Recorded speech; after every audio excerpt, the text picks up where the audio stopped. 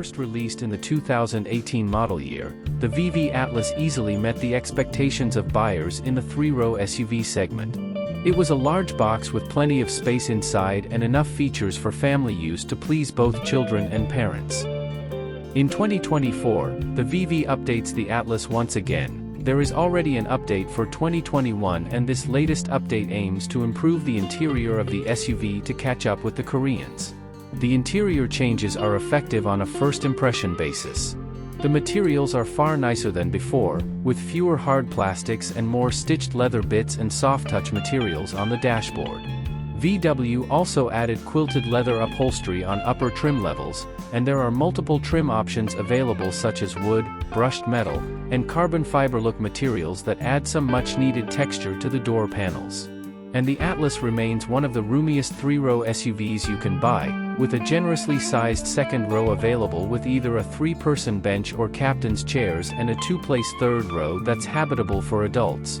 Unfortunately, changing the cabin also means that the disappointing Volkswagen sensor controls and the overly complex infotainment system have found their way into the Atlas. This makes the driver interface less intuitive and eliminates many physical controls, such as the touch buttons and the air conditioning system buttons of the previous model, in favor of a menu hidden deep in the touchscreen. Even the sunroof is controlled by a touch slider, and although Volkswagen advertised extended voice commands and gesture control capabilities, we did not consider them satisfactory alternatives. The screens themselves are large. A 10.3-inch digital panel and a 12.0-inch central touchscreen are standard. The other significant change for the 2024 Atlas is a revised turbocharged 2.0-liter inline-4 that's now the only engine choice. The old 3.6-liter VR6 is gone, and this new engine is more powerful than the outgoing base turbo 4 thanks to a larger turbocharger and revised tuning.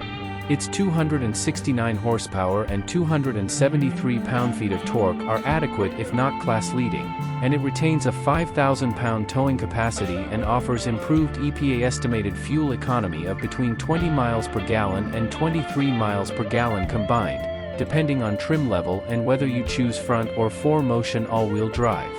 Not much has changed with the SUV chassis. This is an aspect of the Atlas that does not need any significant improvements anyway. This VW also rides well on 21-inch wheels, with good body control and agility enough to cross bumpy sections of the road with minimal sharpness.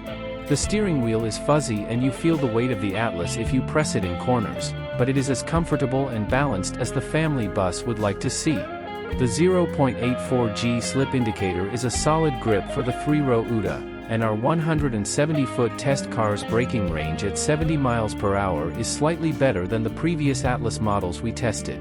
The tuning is perfectly suitable for this type of vehicle, as long as you do not expect to buy a GDI from three-row SUVs. For a starting price of just under $40,000, the base 2024 Atlas SE offers a more generous set of standard features than before. Ventilated front seats and a heated steering wheel are now included in the base trim, as are all driver assistance systems. There's also a new Peak Edition off-road trim with all-terrain tires and extra cladding, as is becoming de rigueur for any SUV in this segment. New headlights and taillights modernize the exterior appearance somewhat, but it's still a slab-sided, boxy thing without much design flair. VW's consistent upgrades to the Atlas over its model run have kept it competitive enough within the crowded three-row SUV segment, but it's still not a standout. While its new interior is significantly nicer than before, VW's insistence on touch-sensitive controls means the cabin now places form over function. The generous amount of space for cargo and people remains the Atlas's top selling point, but overall the 2024 update doesn't do much to change this big VW status as a mid-pack player among family SUVs.